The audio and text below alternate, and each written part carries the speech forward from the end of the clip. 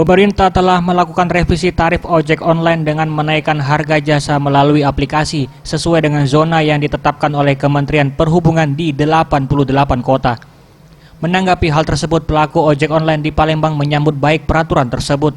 Hendri Wijaya, driver ojek online yang berada di kawasan Jalan Beliton, Bukit Besar, mengatakan, naiknya harga tarif ini tidak diiringi dengan naiknya jumlah penumpang karena penumpang lebih banyak menggunakan angkot dan ojek biasa karena tarif yang berlaku berkisar di harga Rp9.000 per kilometernya. Ditambah dengan perang promo dengan aplikasi ojek online yang dilakukan secara diam-diam membuat hasil yang didapat sesama driver ojek online tidak menentu.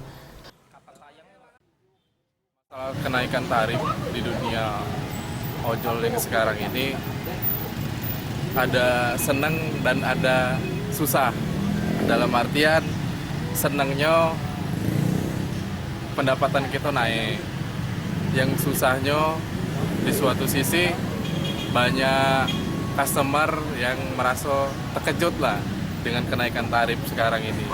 Seharusnya pemerintah dan pihak aplikator harus sepakat untuk menyamaratai yang namanya promo ataupun potongan terhadap customer.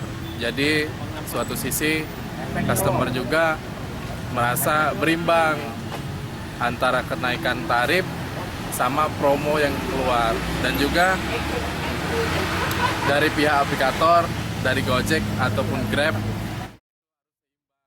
Sementara itu, Sherly, pengguna ojek online, mengatakan kenaikan tarif ini harus didukung dengan performa driver yang harus memuaskan, mulai dari ketepatan waktu menjemput dan memesan makanan yang harus sesuai dengan tarif yang dibayar. Keberatan karena dari dulu kan Gojek udah terkenal karena murahnya, maksudnya ya agak keberatan aja sekarang udah naik. Tapi kalau misalnya sekarang buat tarifnya sendiri naik ya nggak apa-apa, tapi kok dari performa dari pihak ojek online-nya juga harus ditingkatkan lagi. Tim Liputan Sriwijaya TV.